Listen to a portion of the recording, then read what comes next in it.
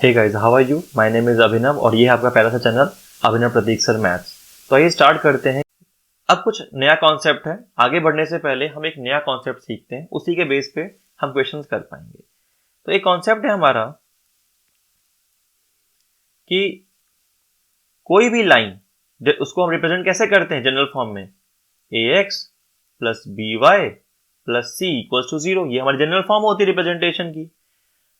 मान लेते दो इक्वेशंस हैं, तो a की वैल्यू अलग होगी, b की उसके लिए अलग, फिर b की इसकी अलग, तो उसकी a की अलग, सारी अलग अलग होंगी। तो मान लेते हैं दो इक्वेशंस हैं जिसकी a1x plus b1y plus c1 है, दूसरे की है a2x plus b2y plus c2। ये दो इक्वेशंस हैं।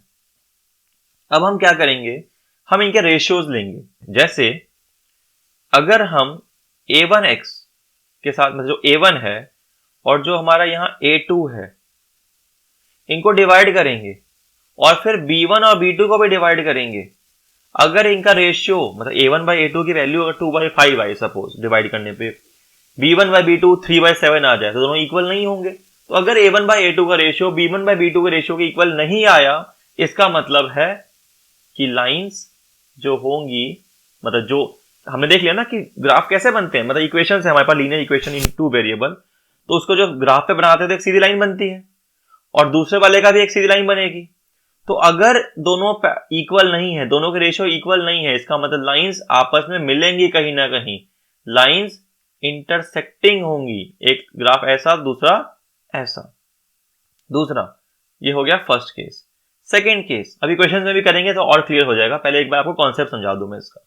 अगर a1 बाई a2 का रेशियो b1 बाई b2 के रेशियो के तो इक्वल आ गया, बट c1 बाई c2 के रेशियो के इक्वल नहीं आया, तो क्या करेंगे?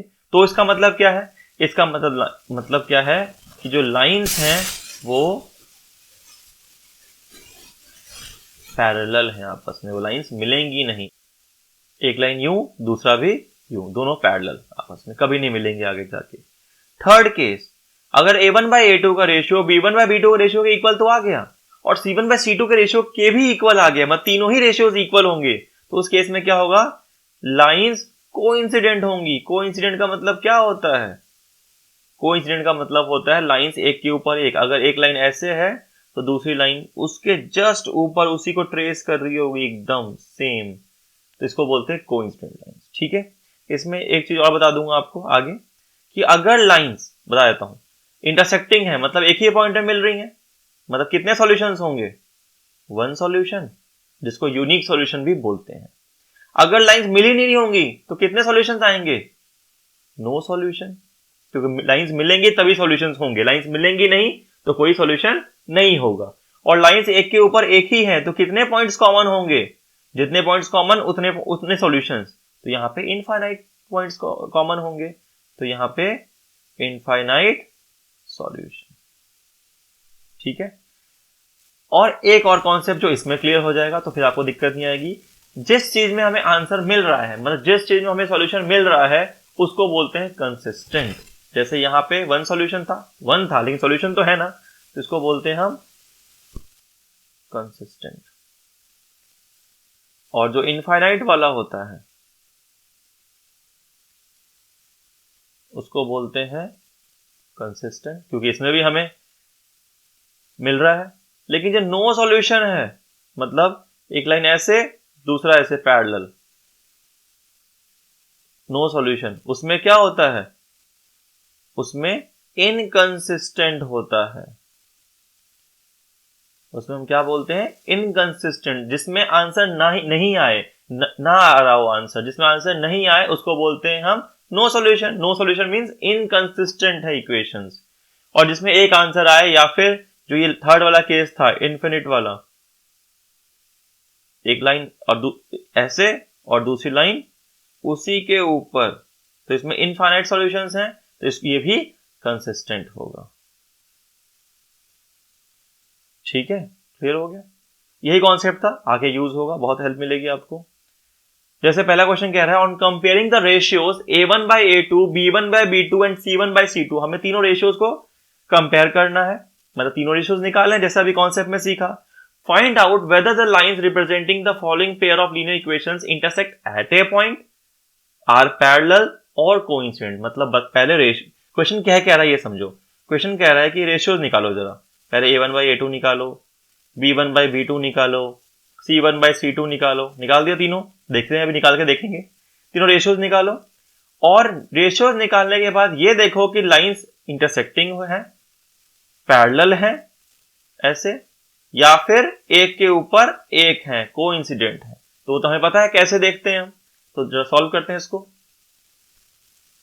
तो जब रेशियोज निकाला A1/A2, तो पहले सबसे पहले एक चीज जरूर करना एग्जाम में, पहले A1 B1 C1 A2 B2 C2 की वैल्यूज जरूर लिख लेना, ताकि कंफ्यूजिंग ना हो, चीजें कंफ्यूजन क्रिएट ना हो वहां पे, वरना प्रॉब्लम हो जाती है बच्चों को। एक्सपीरियंस है इसीलिए कह रहा हूं आप लोगों को कि A1 B1 C1, भले लगता है ये तो बच्चों वाली बात होगी, बट लिखना जरूर। अब A1/A2 का रेशियो निकालेंगे 5/7, B1/B2 का रेशियो -2/3, C1/C2 का निकालने की जरूरत ही नहीं पड़ेगी। बताओ जरा क्यों नहीं पड़ेगी, कमेंट करके। यहां पे मैंने A1/A2 का रेशियो निकाला, B1/B2 का रेशियो निकाला, देखो A1/A2 आ गया 5/7, B1/B2 आ गया -2/3, C1/C2 क्यों नहीं निकाला?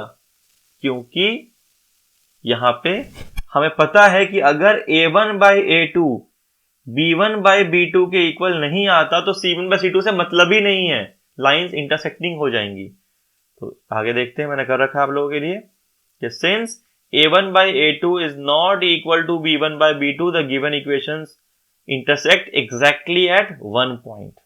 ठीक है, क्लियर है, होप समझ में आ गया होगा, बहुत इजी क्वेश्चन है। अगला पार्ट देखते हैं। सेकेंड पार्ट कह रहा है 9x + 3y + 12, 18x + 6y + 24। ये हो गया हमारा A1, आपको पता है, B1 C1 A2 B2 C2। इनका रेशियोज निकालते हैं, देखते हैं जरा। पहले सब A1 B1 C1 A2 B2 C2 लिख लिया हमने। अब A1/A2 क्या आएगा हमारा 1/2, 9/18 आया, सॉल्व करना है हमें, तो सॉल्व करके आया 1/2 सिंपलेस्ट फॉर्म में। B1/B2 हमारा 1/2, C1/C2 हमारा 1/2। अब यहां देखो A1/A2 B1/B2 और C1/C2 तीनों इक्वल है आपस में, तो इसका मतलब क्या होगा, तीनों इक्वल है तो ये कोइंसिडेंट होंगे, बताया था मैंने, तो इनफाइनाइट सॉल्यूशंस होंगे। तो हमें बस ये बताना है कि इंटरसेक्टिंग है, कोइंसिडेंट है या फिर पैरेलल है, तो ये कोइंसिडेंट होंगे। नेक्स्ट पार्ट देखते हैं। 6x - 3y + 10 = 0, 2x - y + 9 = 0। फिर से हमें पता है A1 6 B1 C1 A2 B2 C2। ठीक है, आगे बढ़ते हैं। फिर से हमने A1 B1 C1 A2 B2 C2 लिख दिया। ठीक है, ऐसा ध्यान देना, यहां पे y के साथ सिर्फ माइनस है, माइनस है मतलब -1 है, 1 तो हर जगह होता है, तो B1 की वैल्यू -1 होगी। साइन बहुत इंपॉर्टेंट है, +1 लिखोगे तो काम नहीं चलेगा। और सिर्फ कोफिशिएंट लिखने होते हैं A1 B1, XY नहीं लिखना होता। कुछ बच्चे यहाँ पे ऐसे कर देते हैं, इसलिए बता रहा हूँ। 10x 9x, या सपोज यहाँ x लिख देंगे, यहाँ y लिख देंगे, तो इन चीजों का ध्यान देना कि ये नहीं होना चाहिए। ओके, अब तो A1/A2 का रेशियो क्या आ गया 3/1, B1/B2 आ गया 3/1 और C1/C2 10/9। तो यहाँ A1/A2 B1/B2 के इक्वल तो है, बट C1/C2 के इक्वल नहीं है, तो क्या होगा, पैरेलल। यहाँ पे A1/A2 इक्वल है B1/B2 के और C1/C2 के इक्वल नहीं है, इसलिए हम कह सकते हैं कि लाइंस कैसी हैं, पैरेलल हैं आपस में। ठीक है, बहुत इजी है ये। अब आगे बढ़ते हैं अगले क्वेश्चन पे। क्वेश्चन 3 कह रहा है, सेम ही है बट थोड़े से चीजें चेंजेस हैं इसमें, थोड़े चेंजेस हैं। On comparing the ratios A1/A2, B1/B2 and C1/C2, find out whether the lines represent the following pair of linear equations are consistent or inconsistent। मतलब कि इस बार आपको काम तो सेम करना है, रेशियोज निकालने हैं, बट इस बार आपको इंटरसेक्टिंग, पैरेलल और कोइंसिडेंट नहीं बताना। इस बार आपको बताना है कि कंसिस्टेंट है या इनकंसिस्टेंट है।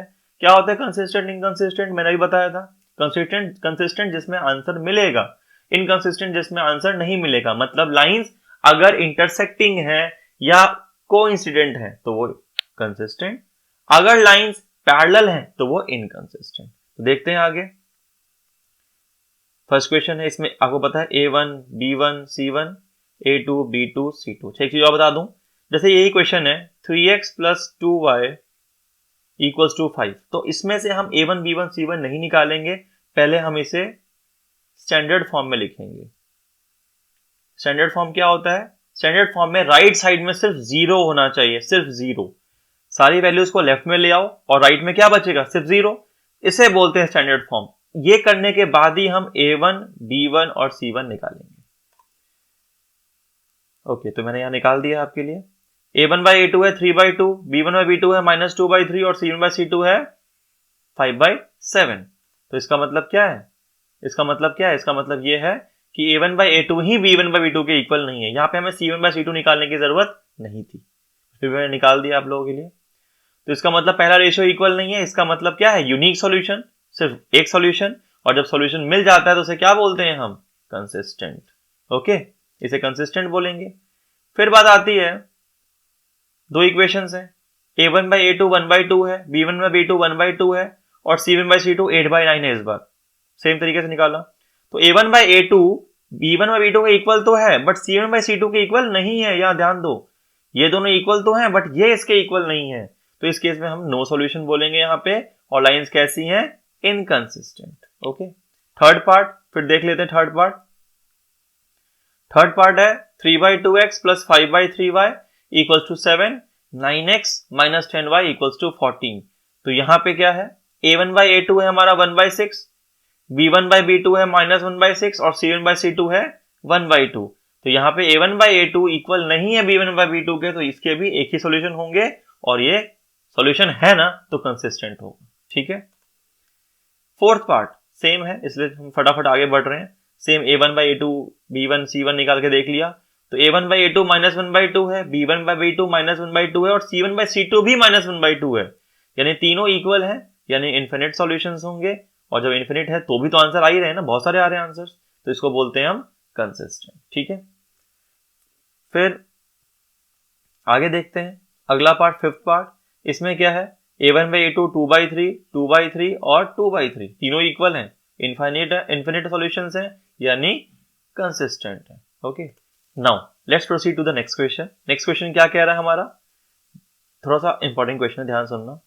Which of the following pair of linear equations are consistent and inconsistent? If consistent, obtain the solution graphically। मतलब काम तो वही करना जो पहले किया है, चेक करो कंसिस्टेंट है या इनकंसिस्टेंट है। इनकंसिस्टेंट है तो छोड़ दो, काम खत्म। अगर कंसिस्टेंट है तो आगे इनका सॉल्यूशन निकालो ग्राफ बना के। ठीक है, तो जरा देखते हैं पहला पार्ट कह रहा है x + y 5 है और 2x + 2y 10 है। ठीक है, तो फिर से सेम काम, हम क्या करेंगे? रेशियोज निकालेंगे। देखो हमने रेशियोज निकाली हैं, A1/A2 1/2, B1/B2 भी 1/2, C1/C2 1/2, तीनों 1/2 आ गया। अब तीनों 1/2 है, यानी क्या है? इनफिनिट सॉल्यूशन, यानी कंसिस्टेंट। कंसिस्टेंट है मतलब सॉल्यूशन निकालो। तो कैसे निकालेंगे? x की वैल्यूज पुट करते रहेंगे, y की वैल्यूज आती रहेंगी फर्स्ट इक्वेशन के लिए। सेकेंड इक्वेशन के लिए भी x की वैल्यूज पुट करते रहेंगे, y की वैल्यूज आती रहेंगी, और फिर उसका क्या करेंगे? हम एक टेबुलर फॉर्म बनाएंगे। तो फर्स्ट इक्वेशन के लिए हमने टेबल बनाया, x + y 5 है फर्स्ट इक्वेशन, तो y को उधर ले गए तो x क्या आ जाएगा? 5 - y। y की वैल्यूज हम पुट करते रहेंगे, पहले y को 1 पुट किया तो x 4 आया, y को 2 पुट किया x 3 आया, y को 3 पुट किया x 2 आया। सेम दूसरी इक्वेशन के लिए 2x + 2y = 10 था, तो x क्या आ जाएगा? 10 - 2y/2। देखो ना, पहले हम y को उधर ले गए, फिर 2 को डिवाइड कर दिया, तो इसमें भी हमने y पुट किया 1 तो x सॉल्व करके 4 आया, y को 2 पुट किया x 3 आया, y को 3 पुट किया x 2 आया। ठीक है, अब ग्राफ ड्रॉ करते हैं। तो ग्राफ में पहले हमें प्लॉट करना पड़ेगा ना, ये x है कोऑर्डिनेट, ये y कोऑर्डिनेट है। x की वैल्यूज y की वैल्यूज में मार्क करनी है, बट उससे पहले हमें क्या देखना पड़ता है? जल्दी बताओ हमें क्या देखना पड़ता है? x और y की वैल्यूज मार्क करने से पहले हमें क्या देखना पड़ता है कि x और y की मैक्सिमम वैल्यूज क्या है ना? x कहां तक जा रहा है, y कहां तक जा रहा है, x की हाईएस्ट वैल्यू, y की हाईएस्ट वैल्यू, जरा देखते हैं। तो दोनों में, इसमें x की वैल्यू 4 है, y की 3 हाईएस्ट है, इसमें x की 4 y की 3, मतलब वैल्यू छोटी छोटी है, तो हमें 1 1 का गैप लेना सफिशिएंट रहेगा, इससे ज्यादा की जरूरत नहीं है।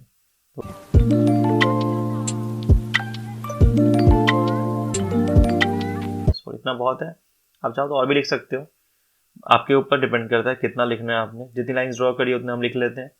ठीक है, अब जरा प्लॉट करते हैं। जब x 4 है तो y 1 है, देखते हैं। जब x 4 तो y 1, ये रहा। फिर जब x 3 तो y 2, जब x 3 तो y 2,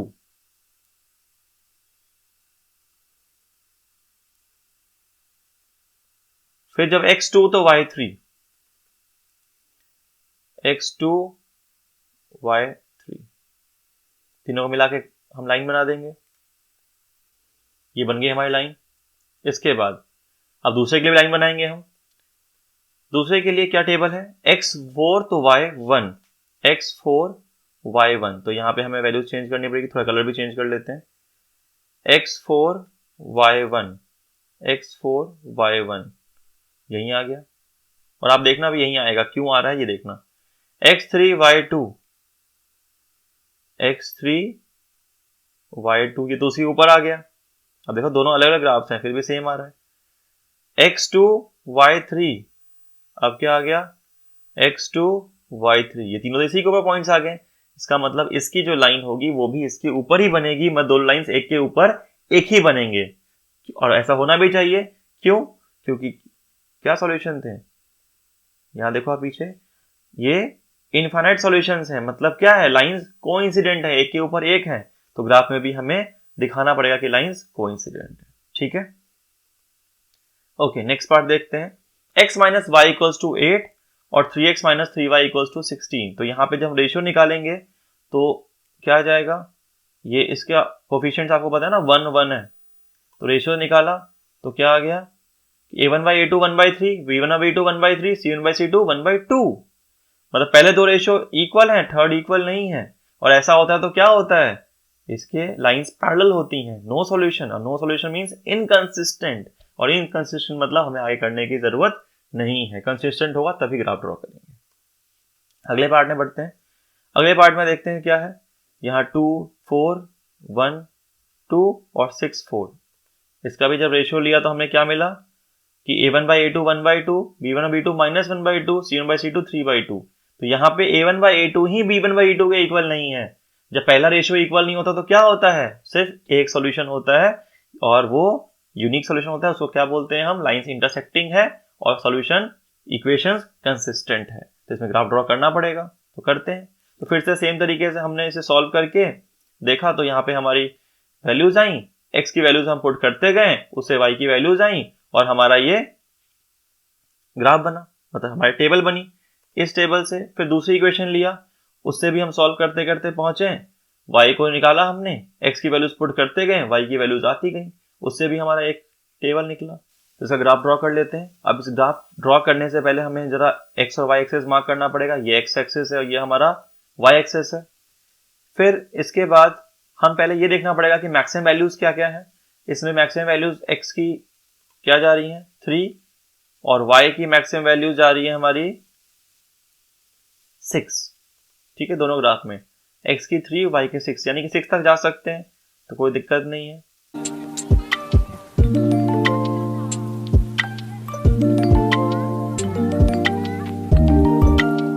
अब जरा प्लॉट करते हैं फर्स्ट की इक्वेशन के ग्राफ को। x 0 है तो y 6 है, x 0 तो y 6, x 0 तो y 6 यहां पे अलाई करेगा।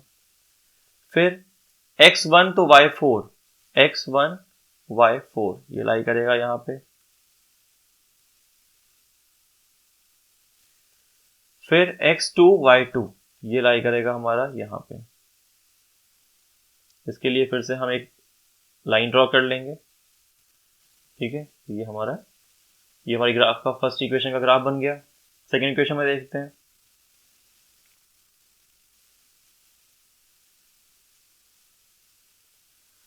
x1 तो y 0, इसका प्लॉट करते हैं। x1 y 0,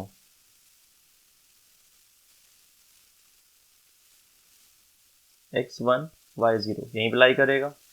फिर x2 y 2, ये पॉइंट तो दोनों का सेम ही लग रहा है।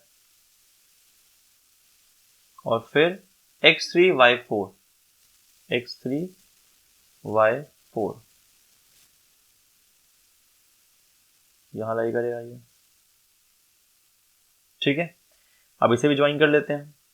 ये बन गई दोनों इक्वेशन, हमारी इक्वेशन बन गई, दोनों पॉइंट का कॉमन आ गया 2, 2। तो इस तरीके से हम इनके इक्वेशंस को ग्राफिकल फॉर्म में रिप्रेजेंट करेंगे। ऐसे ही हमारा फोर्थ पॉइंट है, फोर्थ जो पार्ट है इसका, उसमें देखते हैं हम 2x - 2y -2 = 0 and 4x - 4y -5 = 0। इसमें देखते हैं क्या है। तो इसे भी जब हम सॉल्व करेंगे तो हम ये देखेंगे कि इसमें आप देखना फिर से रेशियोज इक्वल है, ये 1/2 ये 1/2, बट थर्ड वाला इक्वल नहीं है। मतलब A1/A2 B1/B2 के इक्वल तो है बट C1/C2 के इक्वल नहीं है। जब इक्वल नहीं है मतलब नो सॉल्यूशन मतलब इनकंसिस्टेंट। ठीक है, तो इनकंसिस्टेंट है मतलब आगे मेहनत करने की जरूरत नहीं है, तो आगे बढ़ते हैं। ये फिफ्थ क्वेश्चन बहुत इंपॉर्टेंट है। फिफ्थ क्वेश्चन क्यों इंपॉर्टेंट है? क्योंकि पेपर में हमेशा आता है। तो होप आपको जो भी आज मैंने समझाया वो समझ में आया होगा। तो please don't forget to like and subscribe, but ध्यान देना कि मेन मोटिव मेरे चैनल को प्रमोट करना नहीं है, मेन मोटिव है आपका समझना। आपको जो मैंने पढ़ाया वो समझ में आना चाहिए। अगर आपको कहीं भी समझ में नहीं आया हो तो प्लीज आप कमेंट में मुझे लिख देना कि हमें ये वाला टॉपिक समझ में नहीं आया, ताकि अगली बार मैं उस चीज को और बेटर तरीके से आपको समझाने की कोशिश करूंगा। Till then see you, bye.